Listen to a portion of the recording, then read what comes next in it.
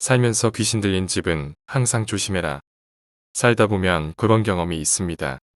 분명 내가 겪은 일이라 그 당시 혼란스러움이라든지 공포라든지 그런 일련의 감정들에 대한 장단고조를 고스란히 기억하고 있지만 시간이 흐르고 흐르다 보니 그 일이 정말 내게 일어난 일인가 라고 생각하게 하는 그런 경험 말이죠. 이 이야기는 저에게 일어난, 더 자세히 말하자면 제 주변에서 일어났던 실제 이야기입니다. 벌써 10여 년이 훌쩍 넘은 아주 오래된 이야기이지만 정말로 제가 겪었던 이야기이며 혹여 그 당시 사람들이 보게 될까봐 여러 가지의 가명처리나 상황은 왜곡시키는 면이 있을지 모르나 대부분 구체적으로 벌어졌던 이야기에 중점을 두고 쓸 예정입니다. 미리 말씀드리자면 이 글은 공포나 귀신에 관한 이야기는 아닙니다. 귀신이라니요. 제 나이쯤 되면 누군가 귀신을 봤어 라는 말에 헛헛하고 공허한 웃음밖에 나지 않습니다.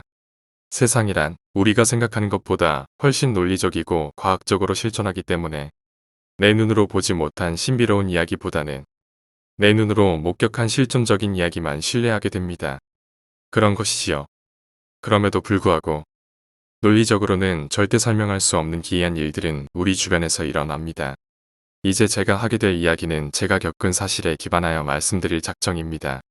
될 수 있는 대로 허구라든지 공상이라든지 아니면 글의 재미를 위한 취약적 거짓말은 최대한 거세하도록 하겠습니다. 저는 한때 밤무대에서 노래를 한 적이 있습니다. 흔히 이야기하는 밤무대 싱어라는 타이틀을 가지고 있었지요. 어떻게 저런 직업을 가지고 있었는지는 생략하도록 하겠습니다. 인간의 삶이란 참으로 다이나믹하지요. 어찌됐건 그런 직업을 가진 적이 있습니다. 당시 8인조였던 저희 팀은 계약을 맺었던 가게에서 통보를 받고 3개월가량 일 없이 놀았던 적이 있고 그 사이에 기타와 베이스가 팀을 떠나 새 멤버를 영입했습니다.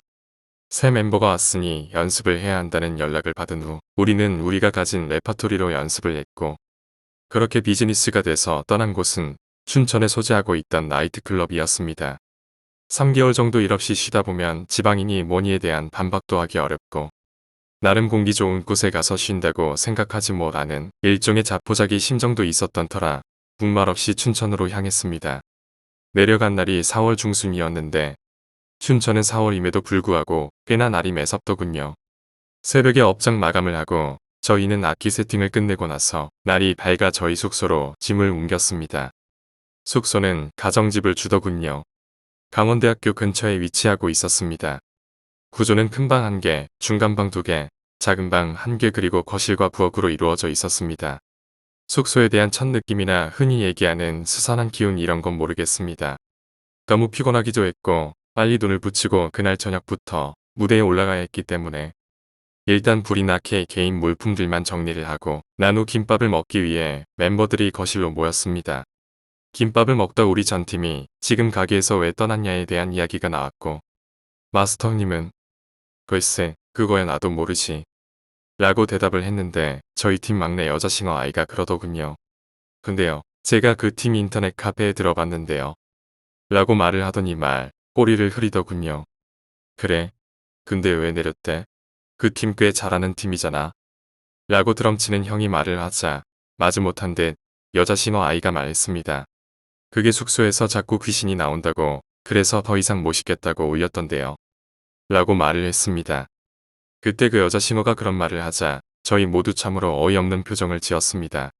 드럼치는 형이 그러더군요. 목구멍이 포도청인데 귀신이 밥 먹여주냐? 저 한마디에 저희는 모두 고개를 끄덕거렸습니다. 돌이켜 생각해보자면 정말 맞는 말이고 무서운 말이지요. 그날은 그냥 그렇게 지나갔습니다.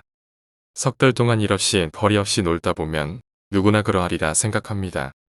그때 우리는 우리에게 어떤 일이 벌어질 것이라는 걸 알 수 없었고 설령 그때 알았다고 한들 별다른 수가 있었을까요? 그렇게 춘천에서의 생활이 시작되었습니다. 이 이야기는 그 집에서 저희 멤버 8명에게 벌어졌던 미스터리한 이야기입니다. 사실적으로 벌어졌던 얘기들만 나열할 예정이니 말초적 재미가 떨어질 수도 있습니다. 하지만 흥미를 위해서 이야기를 부풀리거나 말도 되지 않는 공상과학적 이야기는 하고 싶지 않습니다.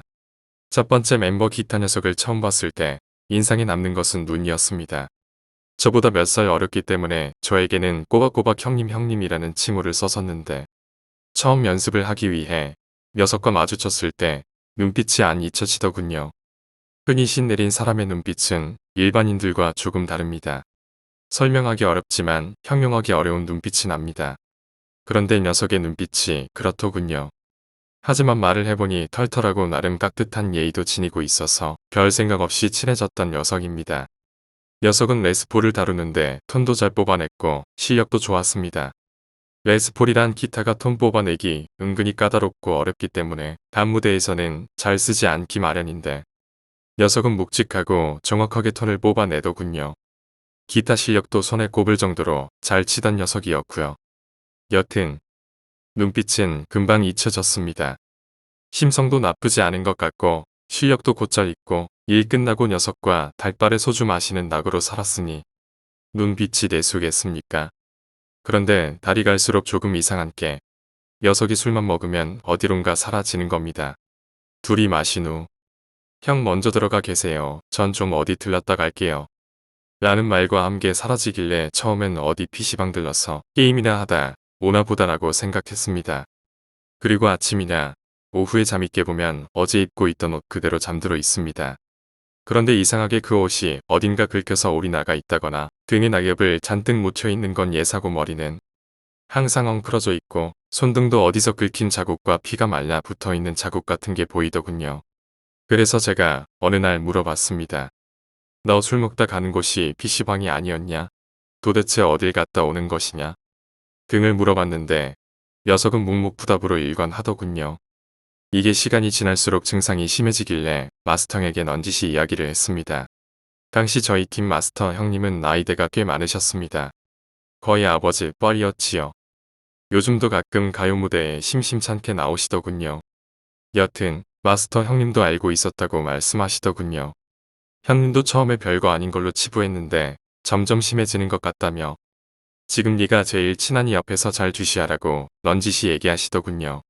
그러면서 기타를 불러 앞으로 일과 끝나서 숙소에 들어오면 날 밝을 때까지 기타 너는 외출 금지다.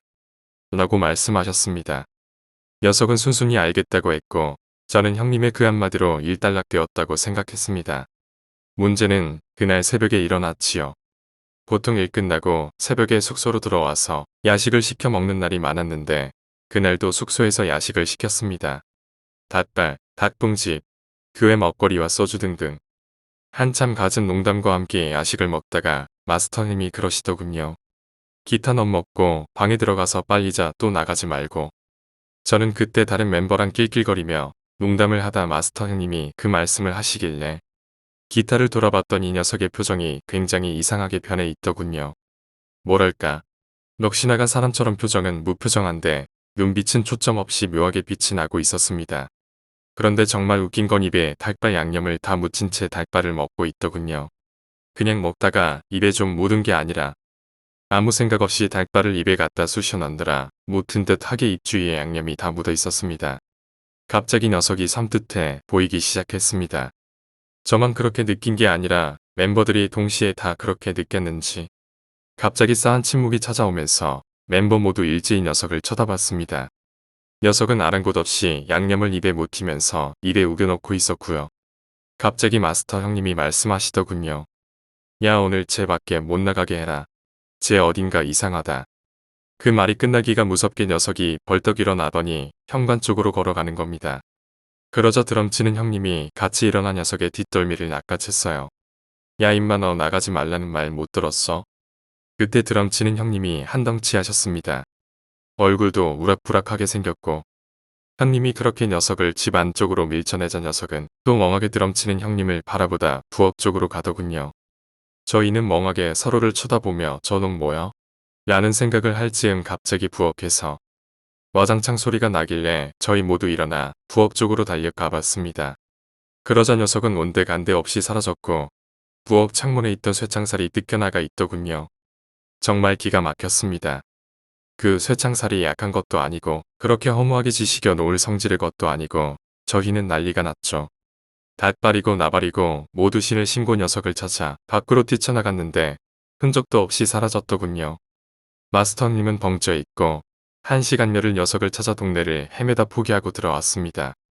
녀석이 날이 밝아도 들어오지 않아 저희는 난리가 난 상태였는데 오후가 되니 털덜터덜 녀석이 들어오더군요. 제가 골목에 있던 녀석과 마주쳤는데 꼴이 아주 가관도 아닌 겁니다. 옷은 다 긁혀있고 머리는 산발이고 온몸에 낙엽이 붙어있고 넋은 나가있고 일단 마스터 형에게 녀석이 돌아왔으니 걱정 마시란 전화를 남기고 녀석을 데리고 커피숍으로 갔습니다. 그리고 어떻게 된 거냐? 어디 갔다 온 거냐? 정신이 있냐 없냐? 왜 마구 따져 물었죠. 그랬더니 녀석이 긴 한숨을 내쉬고는 상담할 고민이 있다며 털어놓은 말은 이랬습니다. 일과가 끝나고 술을 마실 때마다 조금씩 절에 가고 싶다는 생각이 든답니다. 처음에는 조금씩 생각이 나다 점점 그 생각이 걷잡을 수 없이 커질 때쯤 기억이 딱 끊어지는데 정신을 차려보면 자기가 절에 와 있다는 거죠. 거기가 무슨 절인지 거기에 어떻게 왔는지 아무 기억도 없이요. 그렇게 절 바로 위쪽 숲속에서 잠들어 있다는 겁니다. 정확히 말하자면 낙엽더미 위에서 말이죠. 그래서 어제 큰 형님이 나가지 말라고 소리 지른 게 기억 안 나냐? 고 물어보니 기억이 없답니다. 자기가 쇠창살을 뜯어낸 것도 기억을 못 하더군요. 그리고 말합니다. 형님 저 춘천 와서 꿈을 꾸는데 계속 같은 꿈을 반복해서 꿔요. 라고 말을 합니다. 꿈속에 어딘가를 걷고 있는데 정신을 차려보면 자기가 바다 위를 걷고 있답니다. 하염없이 그 위를 걷다 보면 수평선 부근인데 그 수평선에 알록달록한 의자가 일렬로 쭉 늘어서 있고 자기가 그 의자 있는 곳까지 걸어가면 갑자기 까마귀들이 일제히 수천 마리가 하늘로 날아간답니다. 그리고 그 가운데 있는 의자에서 뭔가 빛이 솟구치는데 자세히 들여다보면 거기 빨간색 파란색 등의 알록달록한 끈이 맺어 있는 방울이 놓여 있다고 하더군요. 그 방울을 잡으려고 손을 내밀다 그 장면에서 항상 잠이 깨는데 그 꿈을 춘천 내려오는 날부터 계속 꾼다는군요. 가뜩이나 저도 춘천 내려와서 이상한 꿈 때문에 시달리던 터라 찜찜하긴 했는데 그 친구의 꿈 말만 들어도 너무 이상하더군요. 뭔가 좀 이상하긴 하지만 그래도 제가 녀석에게 말했습니다. 그럼 이제 술을 먹지 말자. 너 술 먹어서 이상해지는 거야. 라고 제가 말했습니다. 그러자 녀석이 한동안 한숨만 푹푹 쉬면서 고민하더니 기절초풍할 말을 하더군요. 형님 제가 이상한 취급받을까봐 차마 이 얘기는 안 할라 그랬는데요. 녀석이 계속 말을 이어갑니다. 술을 안 마시면 잠을 못 자요. 라고 말하더군요. 응? 거 뭐 알코올 중독 같은 거냐? 라고 물으니 녀석의 대답이 걸작입니다. 아니 그게 아니라 자려고 누우면 어떤 여자가 자꾸 괴롭혀요. 아 정말 모골이 송연해지더군요. 그 이전에도 나름 살면서 괴이한 일을 겪긴 했는데 녀석이 그날 해준 말은 충격적이었습니다. 녀석의 말을 빌자면 자려고 누웠다가 느낌이 이상해서 눈을 떠보면 방구석에서 여자가 쭈그리고 앉아서 계속 쳐다보고 있다고 하더군요. 너무 무서워서 눈을 감아버리면 귓가의 말소리가 들린답니다. 주로 하는 말이 너 왜 여기 누워있어? 라는 말을 자꾸 되뇌이며 속삭인다고 하더군요. 깜짝 놀라서 눈을 뜨면 계속 구석에 쪼그리고 앉아있고 눈 감으면 어느 틈엔가 자기 귀에다 속삭이고 있고 이런 일련의 일들이 밤새 벌어진다는군요. 일단 뭐 저는 온몸에 소름이 돋더군요. 여자 귀신이라니. 용기 내어 물어봤습니다. 이쁘냐? 시발 아님 말지 왜 째려봐. 하긴 귀신이 이뻐봐야 귀신이지.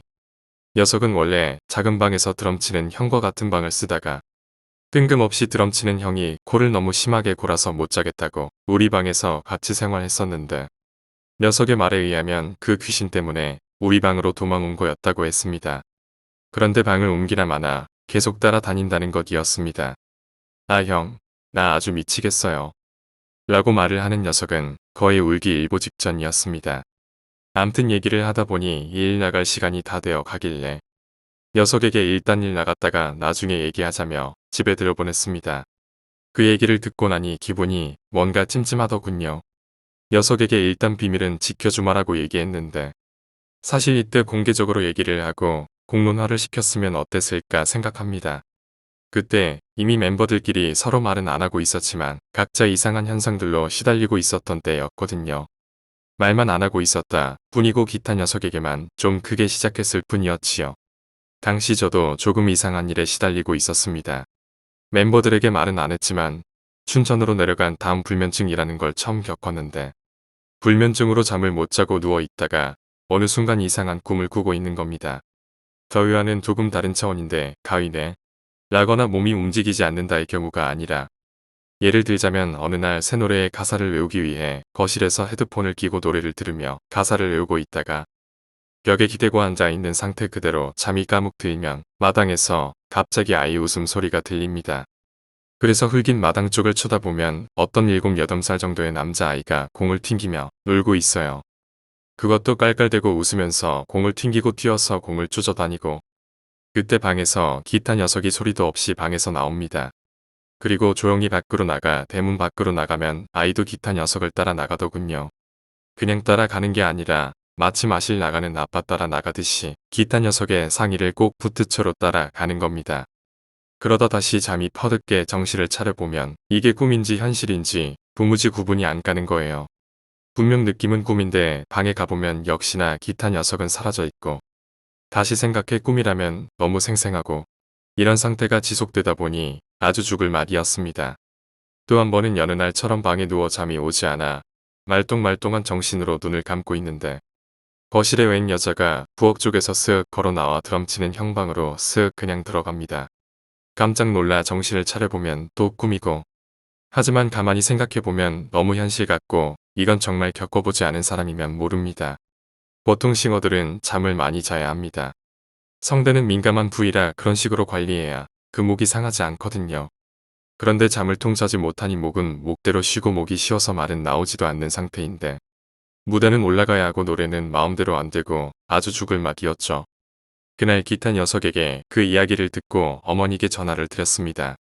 다른 사람들 이야기를 보면 주변에 귀신 보는 용한 친구도 있고 그래서 이런 일이 생기면 다 해결해 주고 그러더군요.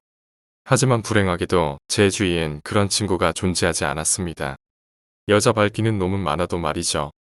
다행히 저희 모친이 절에 오래 다니셔서 가끔 신통방통한 일도 아시고 꿈 해몽도 잘하시고 하셔서 간만에 겸사겸사 전화를 드렸던 건데 전화를 드리자마자 갑자기 뜬금없는 말씀을 하시더군요. 너 요즘 어디서 뭐하니? 라는 말로 포문을 여시더니 대답할 틈도 주지 않고 이것저것 마구 물어보십니다. 그때 당시 저희 부모님은 제가 무슨 일을 하는지도 모르실 때라 대충 얼버무린 후 왜 그러시냐고 물으니 꿈 이야기를 하시더군요. 어머니 꿈에 제가 나와 새로 이사를 했다고 집들이로 모친을 초청했는데 집에 들어가 보니 집바닥이 찰랑찰랑 거릴 정도로 물이 들어와 있는 집으로 데려가더라는 겁니다. 너무 이상하셔서 얘가 왜 이런데 살고 있지? 라고 생각하시는데 어린 꼬맹이 남자아이가 방에서 왔다 갔다 하며 놀고 있었다고 하시더군요. 그래서 별일 없다. 뭔 꿈을 믿냐? 난 지내고 있다. 목소리는 감기 걸려서 그런 거다. 등의 말로 모친을 안심시킨 후 기타 녀석의 꿈 이야기를 했습니다. 아는 동생 녀석 하나가 이런저런 꿈을 꿨다는데 이거 뭐 이상한 꿈이냐? 라고 여쭤봤더니 대뜸 그러시더군요. 신 내렸네. 바다 걸어가고 까마귀 날고 점쟁이 방울 받아야 하고 무당 발자 밖에 더 있냐? 걔 뭐하는데? 아 뭐. 더 할 말이 없어 지더군요. 지금 생각해보면 원래 이상한 터이지만 그래서 녀석이 가장 많이 강렬하게 반응했던 까닭도 있었던 것 같습니다. 아무튼 그때 저희 모친은 호신불 준 거 잘 가지고 있냐? 그거 꼭꼭 챙겨서 몸에 지니고 있어라 라고 말씀하시더군요. 저희 모친은 항상 호신불이라고 부적과는 조금 다른 개념의 앵마기용 물품을 조그맣게 주시고 몸에 지니고 다니라고 말씀하셔서 항상 지갑 속에 지니고 다닐 때였습니다. 별일 없을 때는 잘 모르다가 그런 일이 생기니까 참 든든하더군요. 그때쯤 사실 제일 이상한 사람은 드럼 치는 형님이었습니다. 이 형님은 제일 작은 방을 혼자 썼는데 후골이가 워낙 심해서 다른 사람이 같이 잘 수가 없어서였습니다.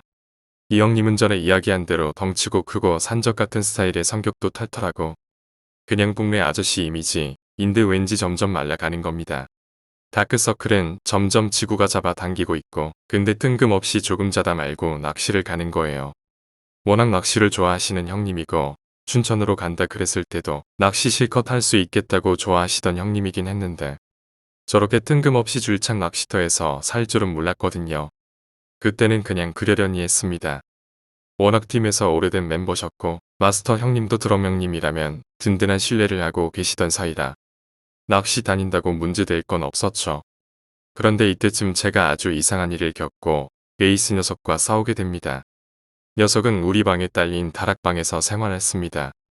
원래 사람이 잘 수 없고 짐을 놔두는 곳인데 녀석은 여럿이 절대 잠을 못 잔다고 꼭 거기서 자겠다고 우기더군요. 사실 다락방에서 생활하기 전 자기는 원룸을 얻어서 나가겠다고 우겼었는데 간무대 팀들은 언제 통보받고 일을 내릴지 모르는 일이라 저희가 말렸죠. 여튼 캐릭터로 떠지면 만만찮게 할 이야기가 많은 녀석입니다. 어느 날 오후에 역시나 잠을 설치고 마당에 어슬렁거리고 담배를 피고 있는데 베이스 녀석이 갑자기 다가와 다짜고짜 따지듯 대들더군요. 아, 형 이제 장난 좀 그만해요. 갑자기 다짜고짜 윽박질러 대는데 어이가 없더군요. 뭐, 너 지금 나한테 뭐라 그랬냐?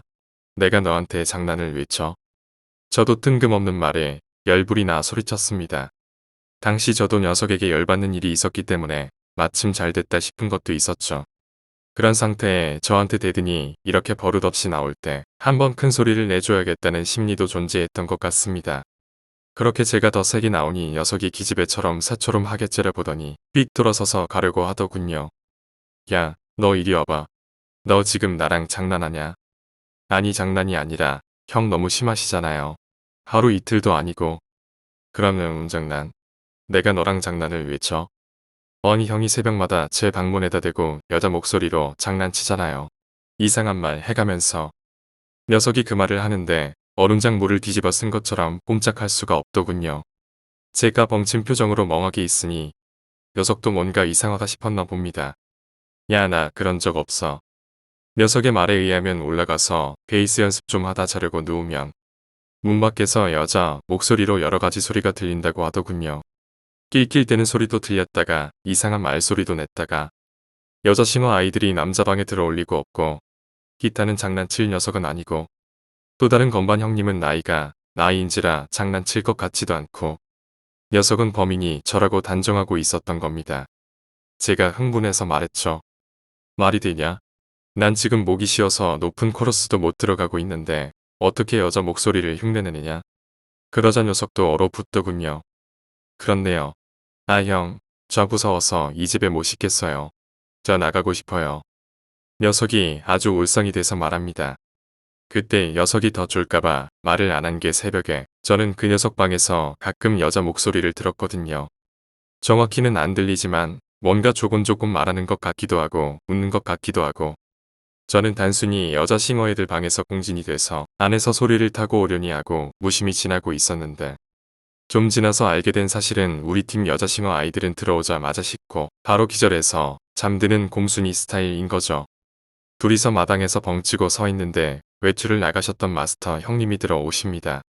어디 나갔다 오시냐고 인사를 하는데 갑자기 베이스를 돌아보시더니 한마디 하십니다. 야, 너 숙소에 어제 여자 데리고 들어왔냐? 베이스 녀석 보고 여자랑 들어오지 않았냐는 말에 저희는 모두 벙져 있는데 더 어이가 없는 건 마치 그럴 줄 알았다는 듯한 형님의 반응이었습니다. 아니야. 그래 뭐 하긴 요즘 젊은 여자가 한복을 입고 돌아다닐 리 없지. 라고 말하는 겁니다. 그리고 집 안으로 쑥 들어가 버리시는데 뭘 더 물어볼 틈조차 안 주더군요. 저와 베이스도 느낌이 이상해 큰형님을 따라 집 안으로 쫄래쫄래 따라 들어갔습니다. 그날 큰형님이 오늘 일 끝나면 다들 숙소로 모여라. 잠깐 얘기할 게 있다. 라고 말씀하시더군요. 이러나 저러나 일은 해야겠기에 그날 무대에 올라갔는데 그날따라 드럼 형님 박자가 아주 이상합니다. 왔다 갔다 제멋대로 박자를 들였다 줄였다. 드럼이 저렇게 댕겼다 놨다 하면 노래 부르는 사람은 아주 죽을 막이거든요. 그렇 세 번째인가 네 번째 스테이지에서 노래를 부르다 힐끔 드럼 형님을 쳐다보니 어렵쇼. 이 형님이 자면서 드럼을 치고 있는 겁니다. 왼손은 만사가 귀천 타는 듯 하인의 뒤에 걸쳐놓고 오른손 한 손으로만 드럼을 치는데 자면서 치는 거예요. 어쩝니까? 저는 노래를 하고 있고 옆에 여자 싱어에게 손짓을 하니 여자 싱어가 쪼르르 가서 소리를 질러서 드럼 형을 깨웁니다. 점점 팀 분위기가 개판이 되어 가고 있는 상황이죠. 뭐 이럭저럭 마무리하고 그날 숙소 큰형님 방에 모였습니다. 마스터 형님이 이야기를 꺼내시더군요. 니들이 알고 있는지 모르고 있는지 모르겠는데 요즘 나는 이 집에서 굉장히 이상한 일들을 많이 겪고 있는데 아는 사람 있냐? 라고 말씀하시더군요. 처음에 눈치만 슬슬 보던 멤버들이 조금씩 말문이 터지기 시작하는데 이건 아주 별나별 일들이 다 일어나고 있었던 겁니다. 그날 나왔던 몇 가지 공통적인 이야기는 여자와 붕튀기며 노는 어린아이 등장하는 꿈 그리고 여자 목소리의 환청이었습니다. 이건 대부분의 멤버가 경험했고 그 외 별의 별일들을 다 겪었더군요. 여자 싱어들은 둘이 같은 방을 썼는데 그 아이들은 머리를 감을 때마다 옆에서 누군가 잘발잘박 거리며 같이 씻는 듯한 소리가 난다더군요. 그냥 환청과는 다른 아주 생생한 소리로 난다고 합니다. 그러다 뭔가 이상해서 가만히 있어보면 소리가 안 들리고 또 머리를 감기 시작하면 바로 옆에서 잘박잘박하는 씻는 소리가 나고요. 큰형님이 물어보시더군요. 야, 그럼 머리 감을 때마다 그랬어? 니네 안 무서웠어? 무섭죠. 그래서 요즘 머리도 잘 안 감잖아요. 어쩐지 요즘 노래할 때 요리꾸리한 요상한 냄새가 나더라니. 그렇게 얘기를 모으면 모을수록 이상한 현상들이 너무 많은 겁니다. 기타 녀석은 이미 우리가 포기한지라 멍하게 아무 말도 안 하고 있고 그렇게 이런저런 이야기가 오고 가다 큰형님이 안 되겠다. 내일 가게 가서 지배인한테 우리 집을 옮겨달라고 말을 해야겠다. 라고 말씀을 하시는 순간 그때까지 조용히 있던 드럼 형님이 갑자기 발끈하며 큰 소리로 큰형님에게 대들었습니다. 아, 요즘 세상에 귀신이 어딨어요 귀신이. 참나 듣자 하니 귀찮게 뭘 또 이사를 가요. 그냥 대충 이 집에 있다 팀 내리면 서울 가면 되지. 야 니들도 호들갑 좀 떨지마. 그거 니들 다 겁이 많아서 착각하는 거야. 라고 큰 소리를 치시며 화를 내는 겁니다. 이 형님이 평소 큰 소리를 치거나 화를 내는 성격이 아닌데 말입니다. 저희는 서로 어이없어하며 서로 멍하게 쳐다보고 있는데 갑자기 거실에서 우당탕 하는 소리가 나는 겁니다. 저희 멤버는 그때 큰형님 방에 모여있고 거실에 아무도 없는데 말이죠. 와 그때의 공포감이란. 다들 눈이 왕방울만해져 있고 여자 싱어들은 소리를 질렀죠. 다들 눈치만 보고 있길래 제가 용기 내 방문을 열어 거실을 보니 헐, 벽에 세워놨던 제 기타가 마루 한가운데 팽개쳐져 있었습니다. 네크가 부러진 채로 말이죠. 창문도 닫혀 있었고 아무도 없는 집에서 벽에 세워둔 기타가 저 혼자 거실 한가운데서 자폭을 하다니. 그날 그 회의는 일단 그걸로 마무리가 되었습니다. 확인하지 못할 그 무언가의 일련의 공포스러운 일들만 공유한 채 말이죠. 이때 기타 녀석은 거의 팀에서 내보내기로 이야기가 끝나 있던 시점입니다. 그동안 증세가 심해진 것도 있지만 그런 결정을 내리게 된 결정적 이유는 손이 움직이지 않아서입니다. 기타를 치는 녀석이 손이 안 움직이는 거예요. 처음 증상은 매일 나오는 기타 솔로를 건너뛰기 시작하더니 뭐 가끔 기타들이 솔로 부분을 건너뛸 수 있습니다. 그건 그렇다 손쳐도 점점 리듬을 빼먹기 시작하는 겁니다.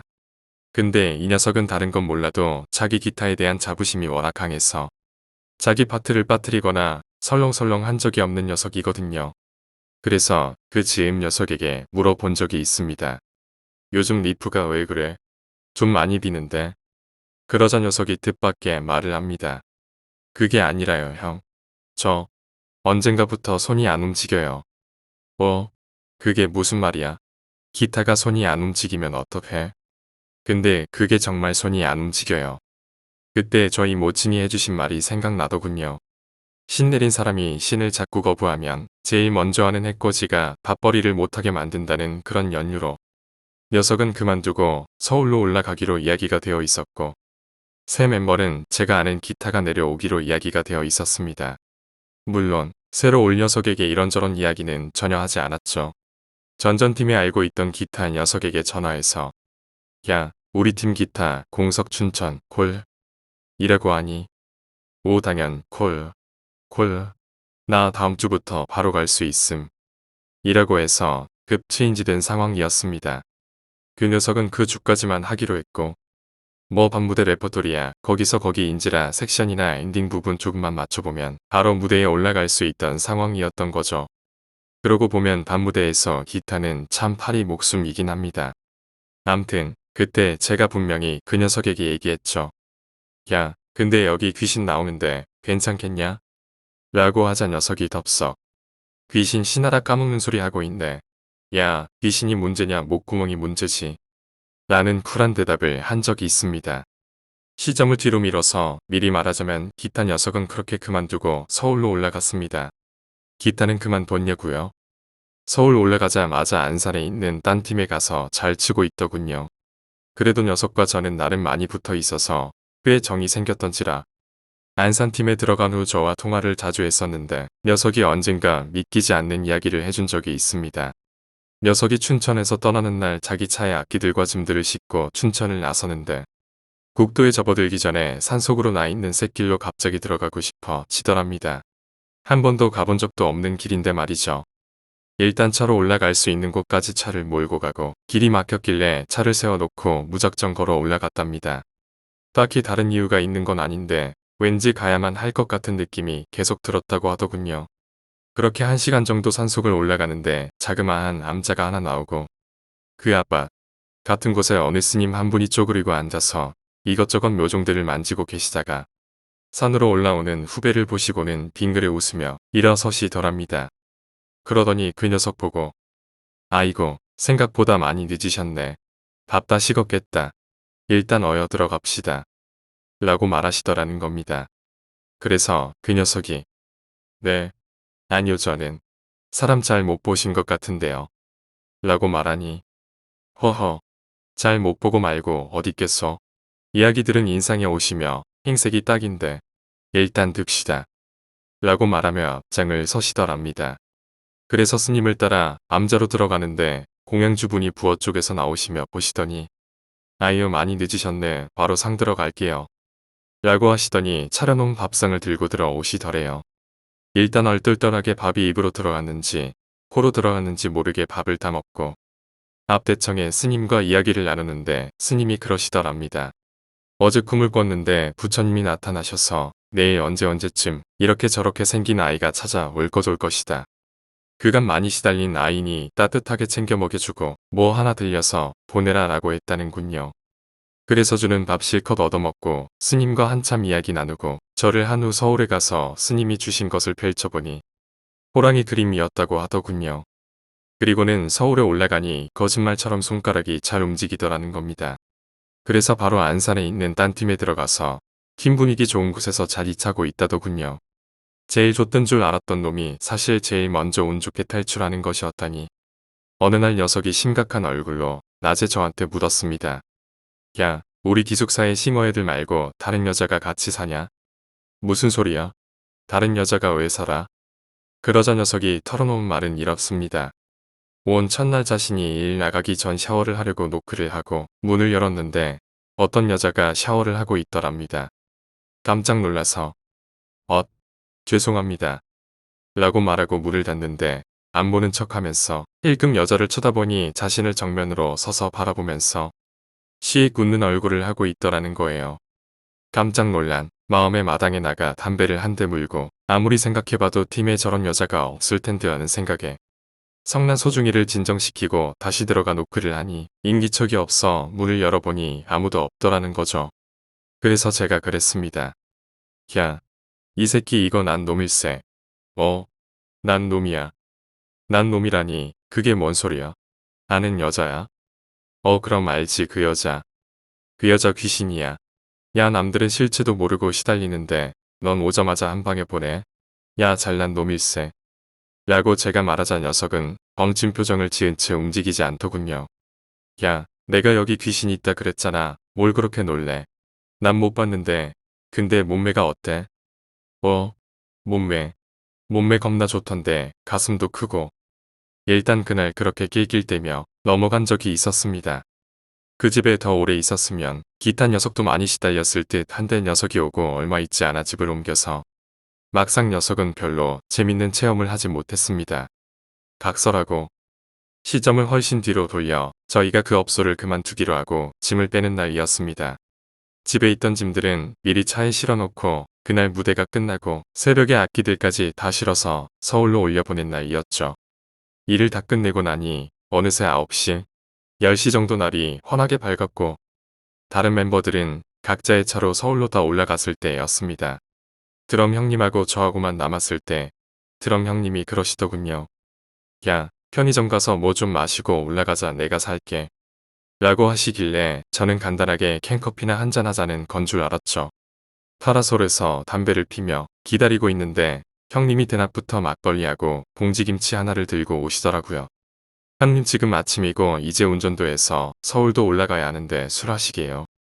야, 좀 천천히 가자. 나 할 말 있어. 라고 얘기하시더군요. 그때 이미 날이 꽤 더워진지라 종이컵에 따라 한 방에 원샷을 하시더니 슬슬 이야기를 털어놓습니다. 내가 사실 이야기는 무덤까지 가지고 가려고 했었는데 너 한테라도 다 이야기해야 속이 시원할 것 같다. 라고 얘기하십니다.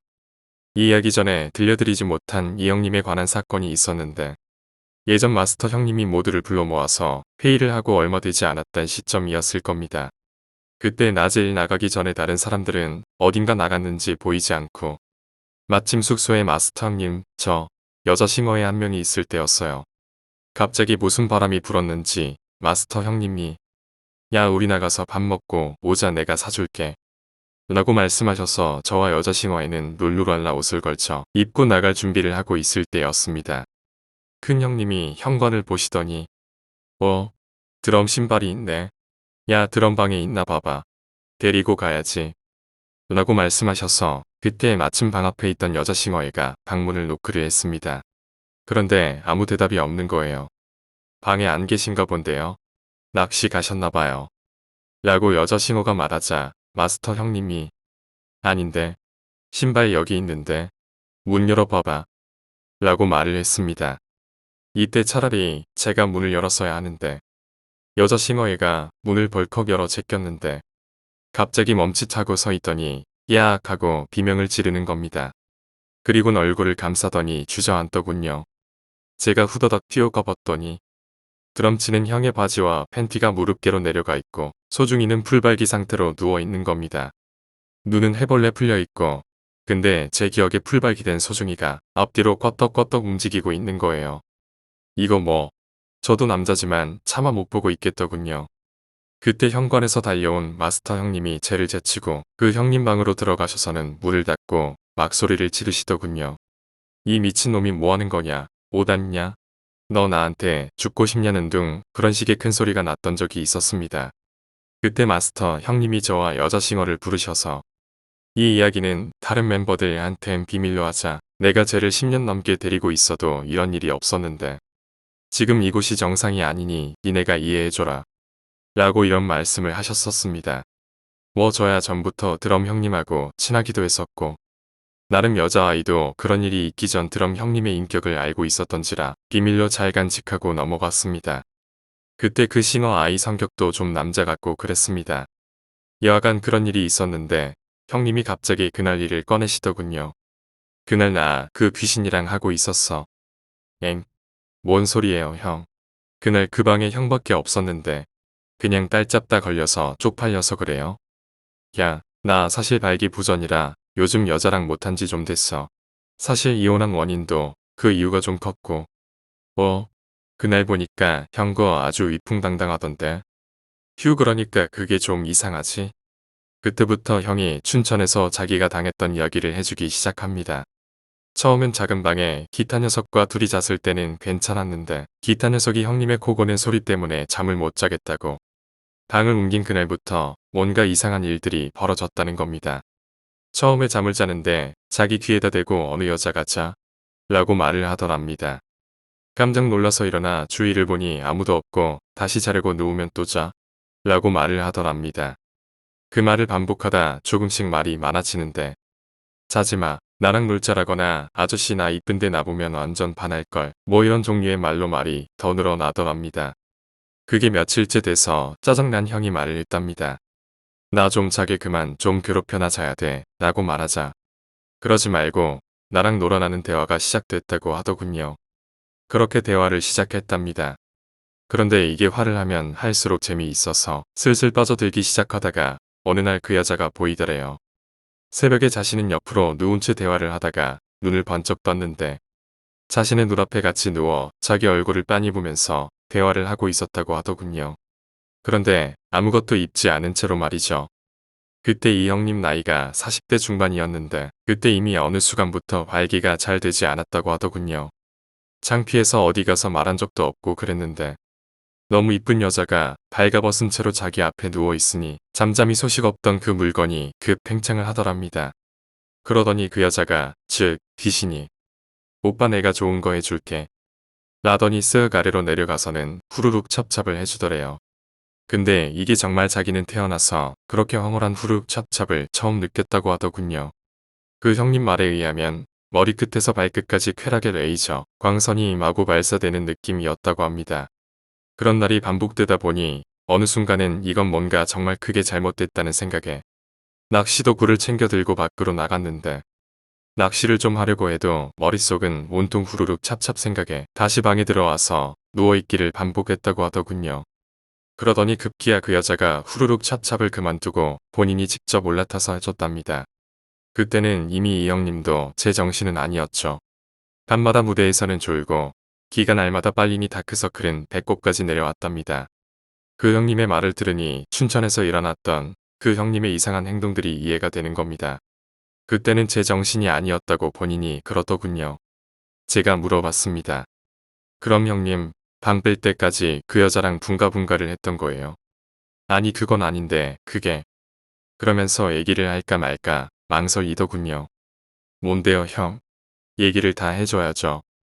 라고 닥달하자 마지못해 해준 얘기는 이렇습니다. 그 여자가 어느 날 갑자기 그러더래요. 오빠 내가 날마다 오빠 즐겁게 해주는데 우리 그냥 결혼하면 안 될까? 근데 그때 그 형님 머릿속이 복잡해 지더랍니다. 아무래도 한번 이혼 경력이 있던지라 결혼 생활에 대한 트라우마가 남아 있었겠죠.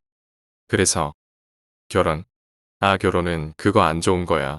그건 좀 그렇지.